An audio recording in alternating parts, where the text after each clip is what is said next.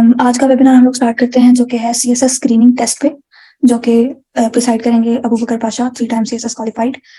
तो अबू बकर, lecture straight away start करते हैं हम लोग आज का। ये सीएसएस स्क्रीनिंग टेस्ट है, ये थर्ड वेबिनार है हमारे सीएसएस मेंटरशिप प्रोग्राम का। So Abu Bakar, please start your lecture. Okay, thank you so much, Isha, for introducing me. So, आज का लेक्चर जो है वो CSS MPT की एग्जाम के ऊपर है। MPT आपको पता है CSS स्क्रीनिंग टेस्ट है, ठीक है। मैं इस इंट्रोडक्टरी लेक्चर के अंदर आपको पूरी डिटेल्स बताऊंगा कि ये MPT एग्जाम इंट्रोड्यूस क्यों करवाया गया, इसके पीछे पर्पस क्या था, इसका सिलेबस क्या है, इसके स्कोरिंग ट्रेंड्स क्या है और ये क्यों नेसेसरी था इसको इंट्रोड्यूस करवाना, और इसकी कुछ टिप्स एंड ट्रिक्स इसको पास करने की। तो स्टार्ट करेंगे कि MPT है क्या। MPT stands for MCQ based preliminary test for CSS। MCQ based preliminary test को इंट्रोड्यूस करने की वजह क्या थी? इसको इंट्रोड्यूस करने की वजह ये थी कि काफी स्टूडेंट्स FPSC में CSS का एक जो शौक है वो पाकिस्तान में तकरीबन हर स्टूडेंट को होता है, जो भी ग्रेजुएशन से फ्री होता है या विद इन ग्रेजुएशन होता है। हर स्टूडेंट के एक दफा जहन में ख्याल में जरूर आता है कि हम CSS अटेम्प्ट करें। उसमें मोस्टली स्टूडेंट्स ऐसे भी होते हैं जो सिर्फ for the sake of attempting CSS या सिर्फ CSS अटेम्प्ट करने के लिए ही वो इसको पेपर को देना चाहते हैं, और उनके अंदर वो प्रिपरेशन सिर्फ इसलिए करते हैं कि वो CSS दे सकें, ठीक है। बट वो ऐसे कैंडिडेट्स होते हैं जो कि नॉन सीरियस होते हैं। लाइक आप कहें कि कुछ कैंडिडेट्स, अगर 30,000 कैंडिडेट्स अप्लाई करते हैं तो उसमें से 15,000 पेपर में अपीयर होते हैं। हम टॉकिंग अबाउट CSS 2021, तो कैंडिडेट्स जिन्होंने अप्लाई किया था दे वर अराउंड 30,000, जो अपीयर हुए पेपर में they were around 18,000। So there was a difference of 12,000 candidates जो कि अप्लाई करने के बाद अपीयर ही नहीं करते। यहाँ पे बेसिक FPSC की कैलकुलेशन खराब हो जाती है, क्योंकि they are expecting 30,000 students in flux when they are setting their papers, when they are setting their examiners, when they are setting their invigilators, when they are setting their paper centers। तो एक बहुत बड़ा gap आ जाता था जिसके अंदर organise करना, administer करना थोड़ा सा मिसमैनेज हो जाता था। प्लस इतने ज्यादा कैंडिडेट्स के अप्लाई करने के बाद जब कैंडिडेट्स कम आते थे तो FPSC को काफी तरह से कुछ सेंटर्स के अंदर चेंजेस करने पड़ते थे। दूसरी रीजन ये है कि जब 30,000 के अंदर से जो 18,000 ने अप्लाई अटेम्प्ट किया, उन 18,000 में से तकरीबन 9 to 10,000 स्टूडेंट्स ऐसे होते थे जो पूरे एग्जाम ही नहीं क्लियर करते, जो कंप्लीट पेपर अटेम्प्ट ही नहीं करते। और CSS का रूल है कि अगर आपने एक पेपर छोड़ दिया तो आपका CSS खत्म हो जाएगा। You are not allowed even to sit in the next examination.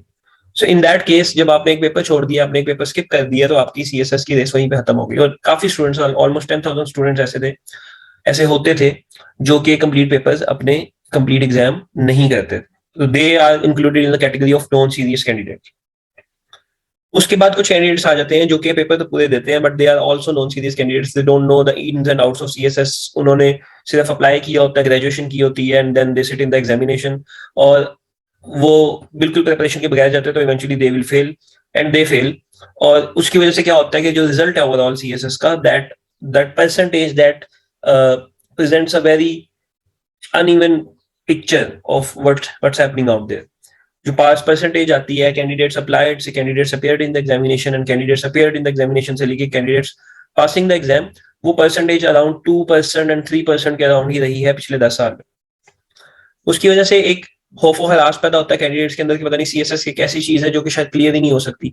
2% candidates कौन से होते हैं, वो कौन सी बला होते हैं, वो कहाँ से आते हैं। तो स्टूडेंट्स काफी फेयरफुल भी हो जाते हैं इसकी वजह से। इन सारी वजूहत की वजह से FPSC ने एक MPT एग्जाम इंट्रोड्यूस करवाया इन 2022, जिसकी रीजन ये थी कि एक फिल्टर लग जाए ऐसे कैंडिडेट्स में जो कि नॉन सीरियस हैं, वो उस रेस से बाहर निकल जाए, वो फिल्टर लग जाए, और सिर्फ सीरियस कैंडिडेट्स जिन्होंने अप्लाई भी करना और जिन्होंने एग्जाम भी देना वो पेपर दे सके। अनफॉर्चुनेटली जब फर्स्ट टाइम पॉलिसी अप्लाई की गई 2022 में, तो जिन रीजन की वजह से ये अप्लाई की गई थी उससे रिवर्स हुआ कि 50,000 to 60,000 कैंडिडेट्स ने अप्लाई किया, और एग्जाम इतना ईजी था और उसके पास परसेंटेजेस इतने लो थे कि उसमें से मैक्सिमम 80 to 90% स्टूडेंट्स ने पास कर ली। अब इवेंचुअली 30,000 की जगह आपके पास एक 40,000 50,000 स्टूडेंट्स का इन्फ्लक्स आ गया जिन्होंने MPT क्लियर किया हुआ था। Now because that was the first introductory session और फर्स्ट इंट्रोडक्टरी MPT एग्जाम, तो उसके अंदर कुछ मिसमैनेजमेंट थी, बट 2023 में it was better, it was way better. And hope ये किया जाता है कि अगले जो MPT एग्जाम्स होंगे 2024 में, 2025 में, they will get tougher, the window would get tougher, the screening would get tougher. Okay, ठीक है, अच्छा जी। अब इसमें सब्जेक्ट कौन कौन से हैं? एमपीटी एग्जाम के अंदर उसका पैटर्न क्या है और उसके सब्जेक्ट्स क्या है? एमपीटी एग्जाम के अंदर आप 5 डिफरेंट कैटेगरीज उन्होंने बनाई हैं, ठीक है। 200 मार्क्स का आपका पूरा सीएसएस स्क्रीनिंग टेस्ट है। If you are taking notes you can take notes. 200 marks का आपका स्क्रीनिंग टेस्ट है जो 5 डिफरेंट कैटेगरीज के अंदर डिवाइडेड है, जिसके अंदर नंबर 1 पे आपके पास आ जाते हैं जो मैक्सिमम आपके क्वेश्चंस आने हैं, that is from general ability. General ability के अंदर आपके पास arithmetic, algebra, geometry, logic, problem solving and analytical problem solving, ये सब कैटेगरीज आएंगी। इसका बेनिफिट क्या है और इसकी प्रिपरेशन कैसे करनी है? This is the first category out of the 5 categories. The other categories are Islamic studies, Urdu, English and general knowledge, जिन पे हम अभी बाद में आएंगे। जनरल एबिलिटी जो है, जिसके अंदर ये 5 पोर्शन जो मैंने आपको बताया, arithmetic, algebra, geometry, logical problem solving, analytical problem solving, ये 60 मार्क्स का आपका कंटेंट बनेगा। 60 मार्क के आपके क्वेश्चंस बने। इसका बेनिफिट ये है कि आपके पास एक सीएसएस के अंदर एक एग्जाम है जिसमें 50 मार्क्स का जनरल साइंस एंड एबिलिटी आपके पास एक एग्जाम है। 50 मार्क्स का 40 टू 50 मार्क्स उसके अंदर सेम जनरल एबिलिटी होती है और रिमेनिंग 50 टू 60% आपके पास जनरल साइंस के क्वेश्चन होते हैं। तो जब आप जनरल एबिलिटी की प्रिपरेशन कर लेते हैं और बिफोर हैंड कर लेते हैं और सीएसएस में अपेयर होने से पहले ही कर लेते हैं एमपीटी एग्जाम के अंदर, तो आपके उस पेपर के अंदर बड़ी हेल्प हो जाती है। Plus because this is maths, तो इसके अंदर आपकी स्कोरिंग के चांसेस बहुत ज्यादा हो जाते हैं, not even in the MPT but in the CSS exam also. As I told कि आपका जो जनरल साइंस एंड एबिलिटी का एग्जामिनेशन है वो 100 मार्क्स का होता है, जिसपे 50 टू 60% साइंस होता है और 40 टू 50% जनरल एबिलिटी होता है। तो जब आप मैथमेटिक्स के क्वेश्चंस, आप अलजेब्रा के, ज्योमेट्री के, लॉजिक, प्रॉब्लम सॉल्विंग के क्वेश्चंस जब आप एमपीटी के अंदर ही प्रिपेयर कर लेते हैं तो आपका वहां पे बड़ा टाइम सेव होता है। प्लस ये एक ऐसे आपके वर्ड प्रॉब्लम जो आपके एनालिटिकल प्रॉब्लम्स हैं, they are always helpful for your brain grooming, आपकी मेंटल एबिलिटी को इंक्रीज करने के लिए, आपकी जनरल एबिलिटी को इंक्रीज करने के लिए, आपके न्यूरॉन्स को शार्प करने के लिए बड़ा नेसेसरी होता है। तो it's always good to do some maths around. तो ये एक ऐसा उसके अंदर सब्जेक्ट है जो आपको हर तरह से बेनिफिशियल है, प्लस 60 मार्क्स का है, तो ये आपके एमपीटी के स्कोर को बड़ा इंक्रीज करवा देता है। Mentioning here that there MPT में सिर्फ पास एंड फेल की परसेंटेजेस है, एमपीटी के अंदर कोई स्कोर लेने से कोई इम्पैक्ट नहीं पड़ता आपके ओवरऑल सीएसएस एग्जाम में। एमपीटी एग्जाम जो है वो सिर्फ पासिंग स्क्रीनिंग टेस्ट है, वो टेस्ट क्लियर करेंगे तो आप दोबारा से 0 पे आ जाएंगे, अब आपने सीएसएस अपने रिटर्न 12 पेपर देने हैं। इसके अंदर अगर आपने टॉप भी किए, अगर आप पूरे 66% मार्क्स लेके पास हुए, that doesn't matter, but the thing that matters is कि आपकी जितनी अच्छी प्रिपरेशन होगी आगे आपका उतना टाइम सेव होगा, आपके लिए एक पेपर सिनेरियो बन जाएगा जिसमें आप एक्चुअली जाके आपने पेपर अटेम्प्ट किया और आप एग्जामिनेशन सेंटर के अंदर बैठे हुए थे, आपने पेपर अटेम्प्ट किया और आपको उसकी एग्जामिनेशन की फील आई है, आपको एफपीएससी की फील आई है और आपको एक सीएसएस का ग्लिम्स मिला है कि एक इस तरह का एक एग्जाम, एक इस तरह के एनवायरनमेंट में बैठ के आपने सीएसएस के एग्जाम्स देने।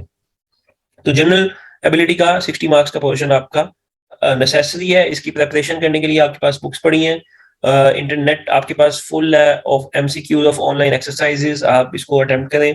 आप तबीर के प्लेटफॉर्म से इसकी मजीद इंफॉर्मेशन हासिल कर सकते हैं, ठीक है। इसके अलावा second subject is English, that is the second major subject. General ability की 60 मार्क्स हैं, इंग्लिश के 50 मार्क्स हैं।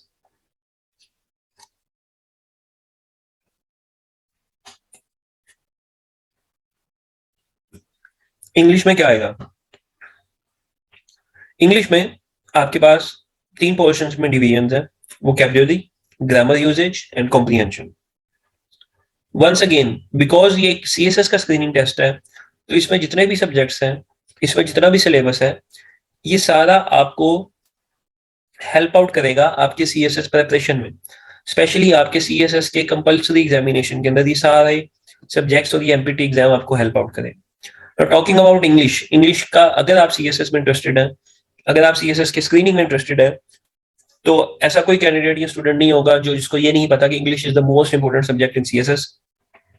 इंग्लिश ऐसे और इंग्लिश पैसे, ये 2 एग्जाम्स ऐसे होते हैं जो आपका सीएसएस बनाते हैं, आपकी एलोकेशन करवाते हैं या नहीं करवाते। तो इंग्लिश आपने एम्फेसाइज करना है इंग्लिश सीएसएस के एग्जाम्स के लिए भी, प्लस आपने एमपीटी के अंदर भी उसके ऊपर एम्फेसाइज करना है। सेम लॉजिक्स के आप जितनी ज्यादा वोकैबुलरी इंक्रीज करेंगे फॉर एमपीटी, जितनी आप अपनी ग्रामर इंप्रूव करेंगे फॉर एमपीटी, और जितनी आप कॉम्प्रिहेंशन पे अपना वर्कआउट करेंगे in MPT, eventually it will end up saving your time for CSS, eventually it will end up making you better prepared for CSS and will help you getting a better score in CSS. English के लिए आप हमारे CSS के courses भी हैं तबीर academy पे, आप वो कोर्सेज देखें। हमारे पास मेंटर्स मौजूद हैं जो कि ना सिर्फ आपको इंग्लिश के रिटन पेपर के अंदर हेल्प करेंगे, बल्कि स्क्रीनिंग पेपर के इंग्लिश पोर्शन के अंदर भी वो आपकी हेल्प करेंगे। प्लस आपके पास आपने ग्री की एक लिस्ट होती है, वर्ड्स की लिस्ट, आप वो लिस्ट पकड़ें, उसको याद करना स्टार्ट करें। आपके सिनोनिम्स एंटोनिम्स उसी लिस्ट से आते हैं मेजोरिटी टाइम सीएसएस के, वाइस वर्सा होके आ जाते हैं, थोड़ा सा चेंज होके आ जाते हैं, but that GRE list is very important for you to learn and increase your vocabulary.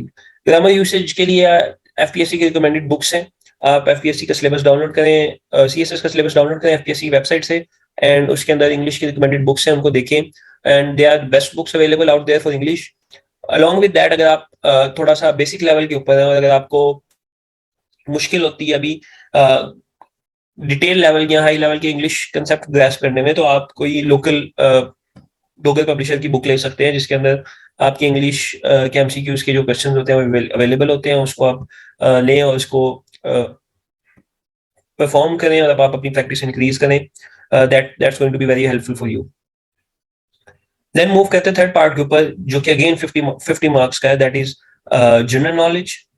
अब जनरल नॉलेज का पोर्शन 50 मार्क्स का है, बट ये आगे 3 डिफरेंट कैटेगरीज के अंदर डिवाइडेड है: everyday science, current affairs and Pakistan affairs.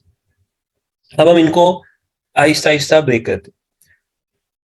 जैसे कि मैंने आपको पहले बताया कि सीएसएस के अंदर ये सारे एग्जाम आपके कंपल्सरी एग्जाम्स के अंदर मौजूद होते हैं, ठीक है। ये सारे सब्जेक्ट्स जितने एमपीटी के अंदर हैं, ये सारे अपार्ट फ्रॉम उर्दू, ये सारे सब्जेक्ट्स आपके कंपल्सरी सब्जेक्ट्स का पार्ट्स है। 100 मार्क्स का पेपर आपका जनरल साइंस एंड एबिलिटी, उसका जो 50% पोर्शन है जनरल एबिलिटी, वो एफपीएससी स्क्रीनिंग टेस्ट के अंदर एक सेपरेट पोर्शन के तौर पे आता है। जो रिमेनिंग पोर्शन है एवरीडे साइंस, वो इस जनरल नॉलेज के पोर्शन के अंदर आता है।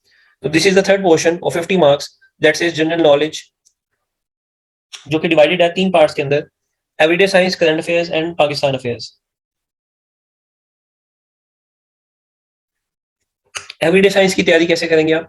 एवरीडे साइंस के अंदर अगेन आपका एफपीएससी का सिलेबस मौजूद है, जो आप सीएसएस के लिए तैयार कर रहे हैं, उसी उसी सिलेबस के अंदर से आपका एमपीटी का एग्जाम भी आता है।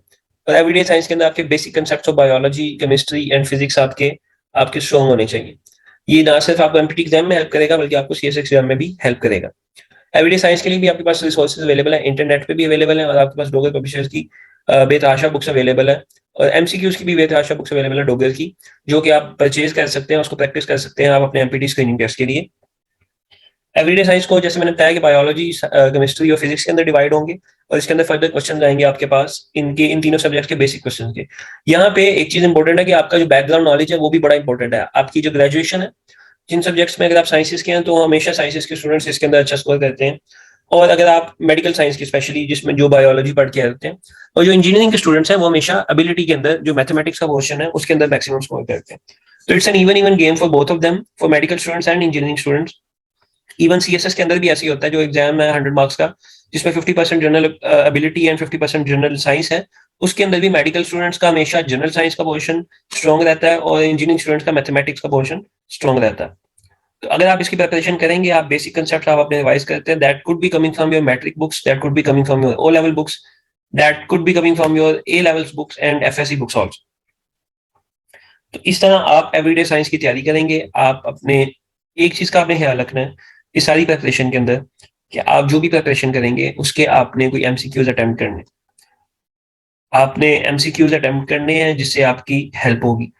यहाँ पे मैं अगेन मेंशन करूंगा तबीर के इंटरेक्टिव प्लेटफॉर्म में, जो कि स्टूडेंट को सिर्फ मटेरियल प्रोवाइड नहीं करते, गाइड प्रोवाइड नहीं करते, बल्कि एक इंटरेक्टिव पोर्टल प्रोवाइड करते हैं जिसमें स्टूडेंट्स अपने आंसर्स मेंशन कर सकते हैं, एमसीक्यूज फिल कर सकते हैं, जिससे वो इन्फॉर्मेशन गेट करेंगे कि उनका आंसर कितना नियरेस्ट है राइट आंसर से, और जो आंसर प्रोवाइडेड है वो बड़े स्टैंडर्ड किस्म के आंसर्स होते हैं हमारे मेंटर्स की तरफ से।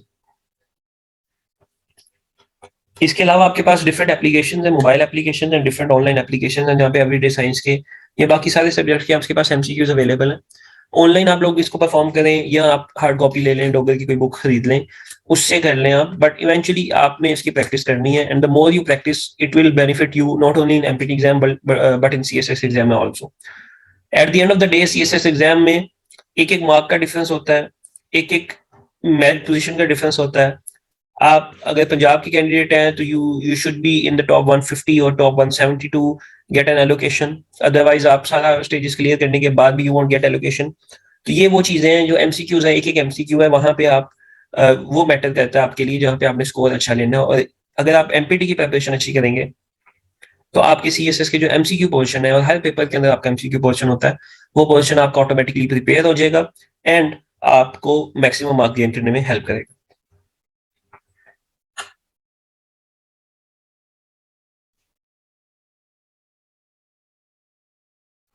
अगला पोर्शन जो है जनरल नॉलेज का, that is current affairs and Pakistan affairs. Current affairs के ऊपर आते हैं। करंट अफेयर्स जो कि मेरा सब्जेक्ट भी है, आपके ताबीर के प्लेटफॉर्म के ऊपर अवेलेबल है। I will be guiding you throughout the details for current affairs, not only in the screening but also in the major examination, the written ones. तो करंट अफेयर्स की तैयारी आपने कैसे करनी है? करंट अफेयर्स के लिए बहुत नेसेसरी, अगर आप सीएसएस के स्टूडेंट हैं तो आपके करंट अफेयर्स स्ट्रॉन्ग होने चाहिए।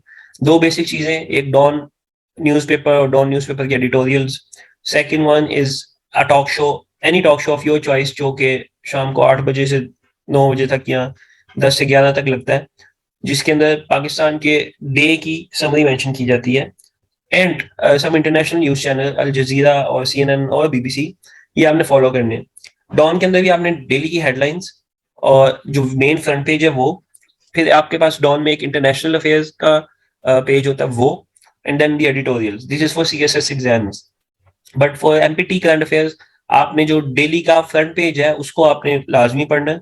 उसके अंदर से नाम आपने याद करने हैं, उसके अंदर से आपने डेट्स मार्क करनी है, जो इंपॉर्टेंट एक्टिविटी होती है उस साल पाकिस्तान में और इंटरनेशनल वर्ल्ड में।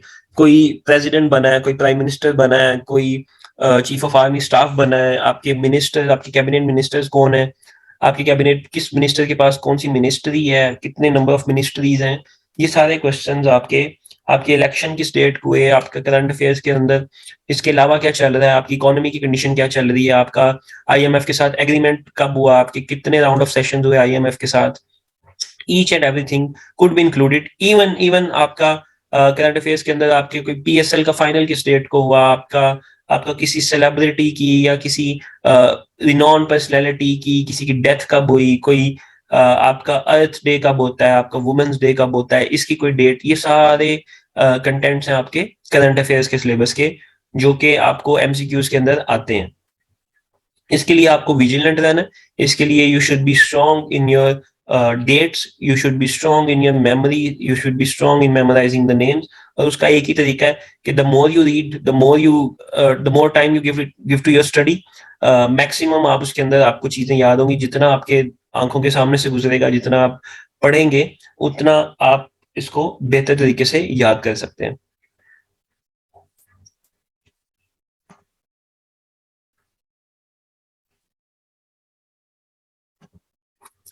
थर्ड पोर्शन जो है दैट इज पाकिस्तान अफेयर्स। ये भी आपके जनरल नॉलेज के 50% मार्क्स के अंदर से आता है। पाकिस्तान अफेयर्स भी सिमिलर टू करंट अफेयर्स, आपके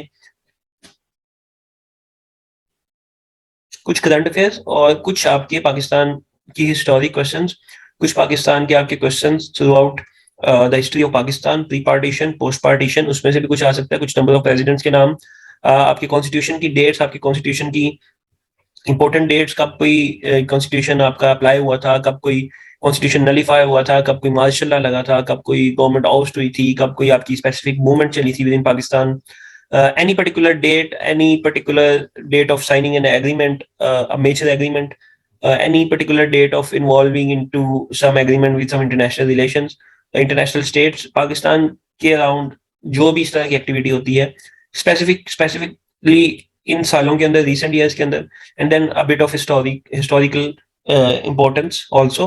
तो ये आपके सारे कॉन्स्टिट्यूट करेंगे आपके एमसीक्यूज 50 मार्क्स के जनरल नॉलेज पोर्शन के अंदर। मैं भी सेशन में थोड़ा थोड़ा आपको कुछ एग्जांपल्स भी दूंगा। After I finish with the subjects I will give you some examples of some MCQs जो कि आप प्रिपेयर कर सकते हैं, जिससे आपको आइडिया होगा कि किस तरह के क्वेश्चन आने हैं।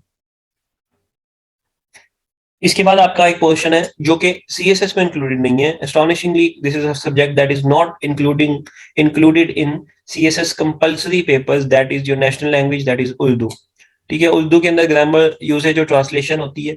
आपको क्वेश्चन आएंगे जिसके अंदर आपसे उर्दू वर्ड्स पूछे जाएंगे, उनकी ट्रांसलेशन बतानी होगी, आपने इंग्लिश वर्ड की उर्दू के अंदर ट्रांसलेशन बतानी होगी, ग्रामर यूसेज होंगे, कुछ करेक्शंस होंगी, कुछ फिलिंग द ब्लैंक्स हो सकती हैं, एनीथिंग जो कि आप उर्दू के अंदर प्रिपेयर करते हैं आपने वो मेंशन करनी है। यहाँ पे पीएमएस स्टूडेंट्स को काफी हेल्प मिलती है, ऐसे स्टूडेंट जिन्होंने पीएमएस अटेम्प्ट किया होता है पीएमएस के अंदर उर्दू एक कंपल्सरी सब्जेक्ट है, तो उर्दू की प्रिपरेशन जिसने पीएमएस अटेम्प्ट किया उसके लिए काफी बेहतर हो जाती है, बट जिसने सीएसएस देना है उसको उर्दू के लिए कुछ पर्टिकुलर गाइड्स, कुछ पर्टिकुलर नोट्स, कुछ पर्टिकुलर बुक्स खरीदनी पड़ेंगी, जिसमें वो एमसीक्यूज भी रिवाइज कर सकें और उर्दू के बेसिक रूल भी रिवाइज कर सकें।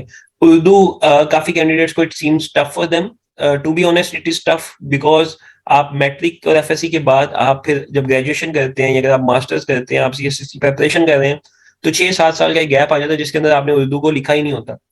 ठीक है, पीएमएस के अंदर आपने रिटन पेपर देना है, तो आपको आपकी स्पीड बहुत बुरी होती है, आपकी हैंडराइटिंग बहुत बुरी होती है, ग्रामेटिकल रूल्स आपको उर्दू के भूल चुके होते हैं, आपको उर्दू की बेसिक इमला भूल चुकी होती है, क्योंकि आप डे टू डे के अंदर हमारा जो मोड ऑफ कम्युनिकेशन है दैट इज इंग्लिश, तो मोस्टली इंग्लिश यूज करते हैं, उसकी वजह से आपकी उर्दू काफी इफेक्ट होती है। तो ऐसी कैंडिडेट्स जिनकी Urdu they know themselves, candidate her student को पता होता है उसकी वीकनेस क्या है, तो अगर तो किसी की उर्दू स्ट्रॉन्ग है, जिनकी बेसिक्स ऑफ उर्दू बड़ी स्ट्रॉन्ग है, जो उर्दू का मुताला करते रहते हैं, जो शेर व शायरी पढ़ते रहते हैं, या जो न्यूज़पेपर उर्दू में पढ़ते हैं, एडिटोरियल उर्दू में पढ़ते हैं, तो they are safer in that. But जो कैंडिडेट्स बिल्कुल ही इंग्लिश मोड ऑफ स्टडी से आए हैं, ओ लेवल जे लेवल से आए हैं, या जिन्होंने बड़े सालों से इंग्लिश में ही अपनी मोड ऑफ कम्युनिकेशन रखी है, written as well as verbal communication, उनके लिए उर्दू कुड बी चैलेंजिंग, तो they need to spend maximum time on these 20 marks of Urdu. उन्होंने इनको कैश करना है, ये 20 मार्क्स बड़े इंपॉर्टेंट होंगे उनके लिए टू पास इट। फाइनली आपके पास आ जाता है Islamic studies. once again Islamic studies is part of your CSS compulsory examination। CSS compulsory exam के अंदर आपका 100 मार्क्स का पेपर है, उसमें आप खुद चूज करते हैं कि अगर आपने इंग्लिश में देना पेपर या आपने इस्लामिक स्टडीज का पेपर उर्दू के अंदर अटेम्प्ट करना है। ठीक है, तो उसके लिए भी उसमें सीएसएस के मेजर एग्जाम में भी 20 एमसीक्यूज होते हैं, तो अगर आप यहाँ पे प्रिपरेशन करेंगे तो आपकी वहाँ की प्रिपरेशन भी उन 20 एमसीक्यूज की भी हो जाएगी, और आपका काफी हद तक जो रिटन पेपर है वो भी अच्छा सॉल्व होगा। इस्लामिक स्टडीज के लिए अगेन आपके पास इस्लामियात की एमसीक्यूज की बुक्स अवेलेबल है, डोगर की, आपके पास ऑनलाइन काफी कंटेंट पड़ा हुआ है इस्लामियात का, जो कि आप प्रैक्टिस कर सकते हैं, क्योंकि इस्लामियात एक ऐसा सब्जेक्ट है जिसके एमसीक्यूज बहुत ज्यादा है, और each and every one of them are important. For example कुछ किसी चीज का अरेबिक मीनिंग क्या है, किसी चीज अरेबिक वर्ड का उर्दू में मीनिंग क्या है, डेट्स क्या है आपकी आपकी हजूर पाक सल्लल्लाहु अलैहि वसल्लम की लाइफ की इंपॉर्टेंट डेट्स क्या है, किस ईयर ऑफ हिजरी में कौन सा पर्टिकुलर इवेंट हुआ था, कब नबूवत आई थी, नबूवत के बाद हिजरत कब हुई थी, उस ड्यूरेशन की डेट्स, हिजरी कैलेंडर की डेट्स, पोस्ट हिजरी हिजरत डेट्स, और आपकी क्या कहते हैं आप प्री हिजरत डेट्स, या आप उसको कह सकते हैं नबूवत से पहले, जब नबूवत हज़रत पाक सल्लल्लाहु अलैहि वसल्लम को नबूवत मिली उससे पहले की जो इवेंट्स हैं उनकी पर्टिकुलर डेट्स क्या थी। ठीक है, किस एज में कोई पर्टिकुलर इवेंट हुआ, आपके गजवात कौन कौन से इवेंट्स डेट्स पे हुए, कौन सा गजवा पहले हुआ, कौन सा गजवा बाद में हुआ, किस गजवा के अंदर कितने मुसलमान शरीक थे, कितने कफार शरीक थे, all of them are important MCQs, not only for CSS MPT but also for CSS main examination।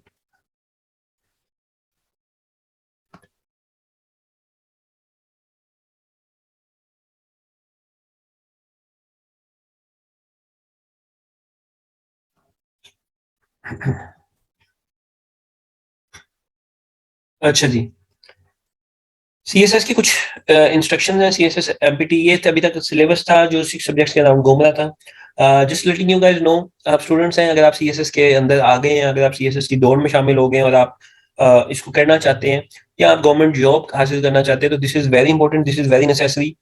आप सीएसएस की प्रिपरेशन करेंगे, आप एमपीटी की एमसीक्यू की एग्जामिनेशन प्रिपरेशन करेंगे, तो हर साल पीपीएससी और एफपीएससी के मल्टीपल एग्जाम्स आते हैं 16 स्केल 17 स्केल के, जो कि आप अटेम्प्ट कर सकते हैं। वंस यू अटेम्प्ट देम, आप उसके अंदर बेहतर स्कोर कर सकते हैं क्योंकि आपकी एमपीटी की प्रिपरेशन अच्छी थी। Eventually you will end up as a 16th or 17th grade officer in a government institute by just preparing for CSS MPT exam or by just preparing for CSS exam, because वही FPSC है, वही PPSC है, वही MCQs हैं, वही 5-6 subjects हैं जो ऊपर हमने मेंशन किए हैं, और ये क्वेश्चंस आपके पास घूम फिर के यही आएंगे। Once you are in this race, आप अपनी 2 अटेम्प्ट्स 3 अटेम्प्ट्स की आपका एक टेन्योर रखें, उसके अंदर मैक्सिमम आप स्क्रीन टेस्ट दें, उसके अंदर आप मैक्सिमम एफपीएससी के टेस्ट दें, आप पीपीएससी के टेस्ट दें, इनसे बेहतर प्रिपरेशन की स्ट्रेटेजी कोई नहीं है। जब आप लाइव जाके एक पेपर दे के आते हैं, एक एफपीएससी का या पीपीएससी का पेपर जो कि 100 मार्क्स के एमसीक्यूज होते हैं, तो that makes you, that gives you the vibe of an examination center, that gives you a vibe कि एक गवर्नमेंट का एग्जाम किस तरह होता है। ठीक है, उस एग्जाम के अंदर आपको प्रेशर डील करना भी आएगा, उसके अंदर आपको टाइम मैनेजमेंट भी आएगी, उसके अंदर आपको अपना स्कोर पता लगेगा। Sometimes students are very confident कि यार एमसीक्यूज हैं, हम आराम से कर लेंगे, डेट्स से हमें बड़ी अच्छी आती हैं, पाकिस्तानी बेसिक बेसिक सब्जेक्ट्स हमें बड़े अच्छे आते हैं, but once they sit in the examination they get to know that it's very difficult to pass that. CSS screening की परसेंटेज ईजी है, बट अगर आप एफपीएससी या बीपीएससी का कोई एग्जाम देते हैं जो कि किसी पर्टिकुलर पोजीशन के लिए होता है, तो that is very difficult to crack, because उसमें मेरिट आपका 70 80 90% तक मेरिट जाता है, क्योंकि बाकी सारे स्टूडेंट्स के एमसीक्यूज बहुत स्ट्रॉन्ग होते हैं, and eventually it will help you in CSS MCQs. आपका एक एक मार्क सीएसएस के मार्क्स इंप्रूव करने में आपको हेल्प आउट करेगा।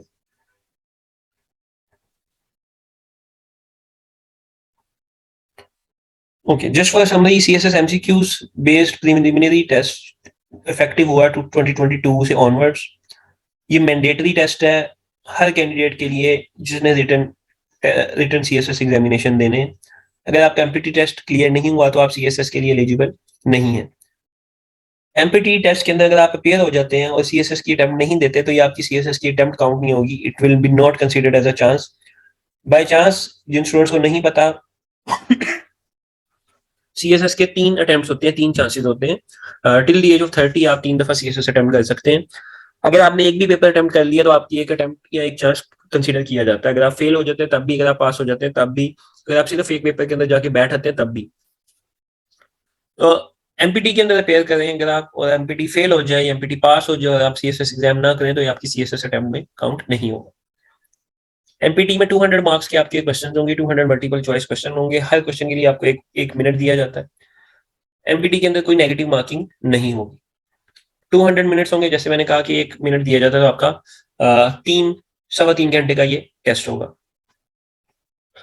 क्वालिफाइंग परसेंटेज आपकी है 33% मार्क्स। 33% मींस दैट अगर आप 200 मार्क्स का एमसीक्यू पेपर है तो आपके 66 मार्क्स जो है that is your qualifying threshold. जैसे ही आप पेपर देके वापस आएंगे, उसी रात को, उसी शाम को आप एफपीएससी आपको एक आंसर की प्रोवाइड कर देगी। जैसे आप, अगर आपने कभी एंट्रेंस एग्जामिनेशन दिए हैं तो आपको पता होगा कि एंट्रेंस एग्जामिनेशन के अंदर भी एक आंसर की आ जाती है। तो आपके पास कार्बन कॉपी मौजूद होगी और आपके पास एक आंसर की आ जाएगी। आप शाम को बैठ के अपना रिजल्ट खुद ही कैलकुलेट कर सकते हैं उस कार्बन कॉपी की बेस के ऊपर।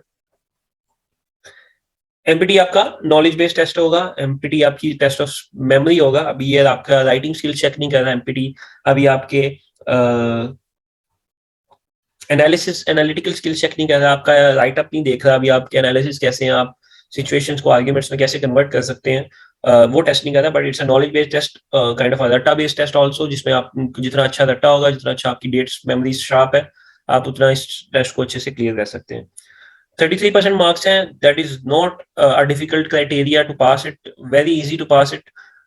You just need to be a serious candidate. अगर आप सीएसएस की प्रिपरेशन कर रहे हैं तो there should not be any reason कि आप एमपीटी पास ना करें। सिर्फ वो स्टूडेंट्स फेल करेंगे जो बिल्कुल ही नॉन सीरियस हैं, जो अगेन सिर्फ इसलिए आ गए हैं कि उन्होंने अपने 350 रुपीज की उन्होंने फीस जाया करनी है, तो they kind of registered for the empty and attempted, and उसके अंदर जाके फिर वो टाइम जाया करते हैं और फेल हो जाते हैं।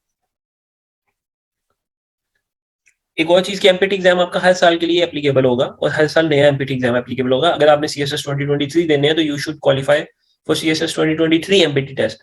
अगर आप वो फेल हो जाते हैं, अगर आपने 2022 के अंदर एमपीटी पास किया था और अब आप कहते हैं कि जी मैं 2024 का सीएसएस देना है, तो मैंने क्योंकि एक दफा एमपीटी पास कर लिया था, मैं उसी को यूटिलाइज कर लेता हूँ, that is wrong, that won't happen, you are not allowed to do that. आप एक साल के लिए इसकी एलिजिबिलिटी और एप्लीकेबिलिटी रहती है। आप एक साल के अंदर एमपीटी पास करें, उसी साल आपको सीएसएस देना है। एमपीटी के लिए डेट भी आपकी सेम ही है जो सीएसएस की डेट है, और जो कट ऑफ डेट होती है दैट इज 31 दिसंबर। 1 जनवरी को अगर आपकी कोई पर्टिकुलर एज ग्रुप में आप फॉल करते हैं, फॉर एग्जांपल आप 22 ईयर्स के हो गए हैं, तो आप सीएसएस अटेम्प्ट कर सकते हैं, और अगर आप 30 ईयर्स के हो गए हैं तो आप सीएसएस या एमपीटी अटेम्प्ट नहीं कर सकते। सीएसएस एमपीटी का जो स्केड्यूल है वो चेंज समटाइम्स एफपीएससी वाले कर लेते हैं, शिफ्ट कर देते हैं, बट आपका सीएसएस एमपीटी एग्जाम की वजह से आपके मेन स्केड्यूल के ऊपर और मेन सीएसएस के सिलेबस के ऊपर कोई इफेक्ट नहीं आएगा।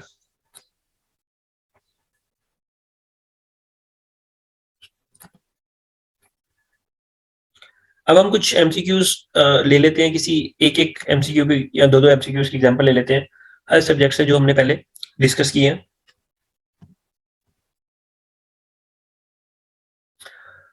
इस्लामिया के अगर क्वेश्चन की बात करें, इस्लामिक स्टडीज की क्वेश्चन की बात करें, तो आपके पास इंग्लिश और उर्दू दोनों के अंदर क्वेश्चन आएगा।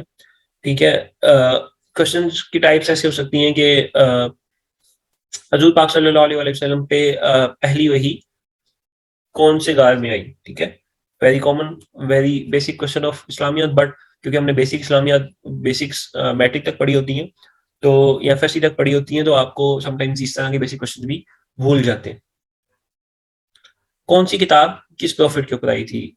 तौरात किस पे आई थी? इंजील किस पे आई थी? ज़बूर किस पे आई थी? ये आपको याद होना चाहिए। This is another example of an MPT exam MCQ और CSS exam MCQ. Hazrat Usman कौन से खलीफा थे? हजरत अबू बकर कौन से नंबर के खलीफा थे? हजरत अली कौन से खलीफा थे?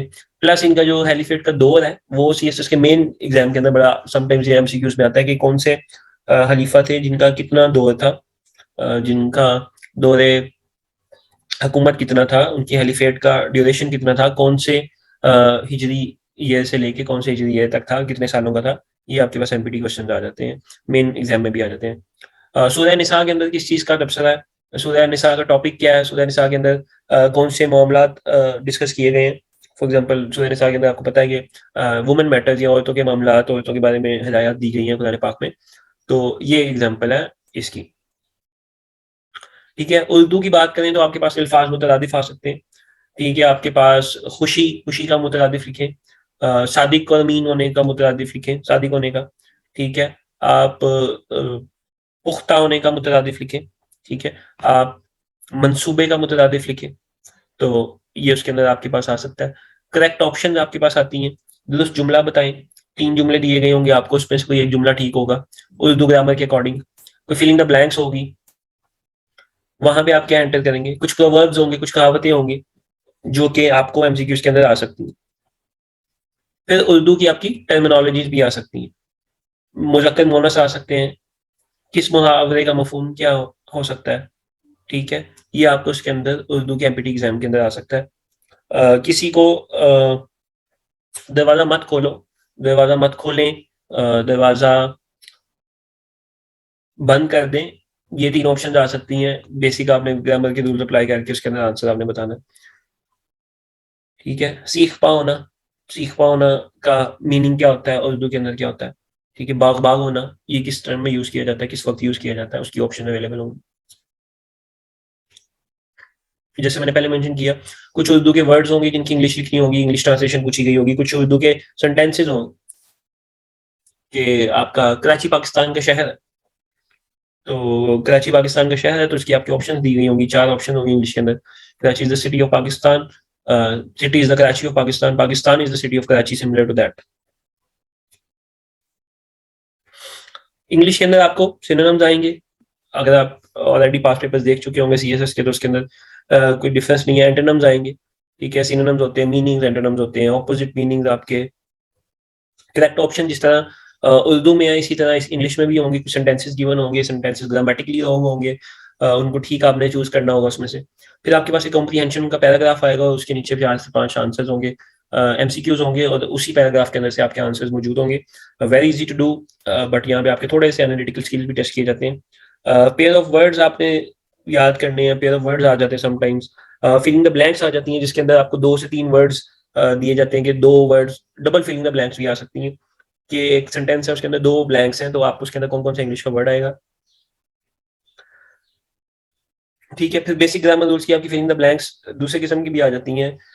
That I congratulate you dash your achievement, on your achievement, at your achievement, for your achievement, what would be the right answer. his father gave him all his father dashed him all his property, gave him, donated him, uh, offered him, anything like that.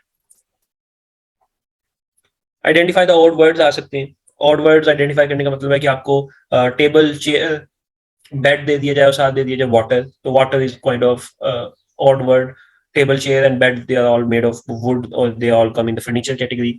Water का इसमें कोई ताल्लुक नहीं है, water is the odd word. Similarly आप कहेंगे जी Suzuki, Mehran, Cultus, City and 1 to 5 और bike, so bike is the odd one here, similar to that,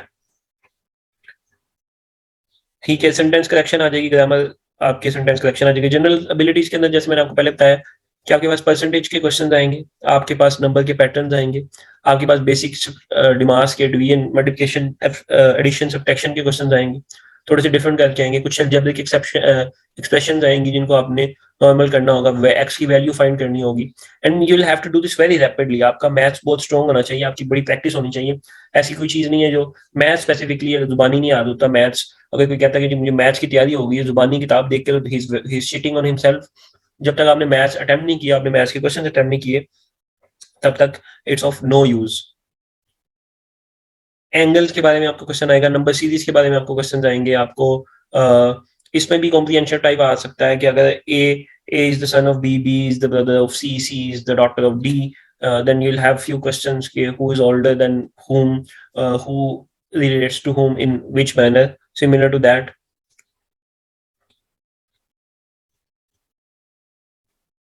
then आपका फाइनल सेक्शन आ जाता है जनरल साइंस का, जिसके अंदर everyday science, current affairs and Pakistan affairs हैं, जिसमें जैसे मैंने आपको पहले भी बताया कि बायोलॉजी के क्वेश्चन भी आएंगे, फिजिक्स केमिस्ट्री के क्वेश्चन भी आएंगे, करंट अफेयर्स की डेट्स भी आ सकती हैं, पाकिस्तान अफेयर्स की डेट्स भी आ सकती हैं। तो एग्जांपल्स हम लेंगे जी, which organ of the human body helps in circulation of blood, ठीक है, उसके अंदर किडनी, स्प्लीन, आईज और हार्ट आ जाएगा, तो हार्ट आपका ठीक ऑप्शन होगा। ठीक है, 1 लाइट ईयर कितनी ड्यूरेशन का होता है? आपकी ह्यूमन बॉडी के अंदर बोन्स कितनी होती हैं? आपकी कौन सी बोन सबसे बड़ी बोन होती है? सबसे शॉर्टेस्ट बोन कौन सी होती है? सबसे वीकेस्ट बोन कौन सी होती है? आपको कौन सा विटामिन मिलता है सनलाइट से? इस तरह के क्वेश्चंस आपके आ जाएंगे। USB stands for what? ये बेसिक कंप्यूटर साइंस का क्वेश्चन है।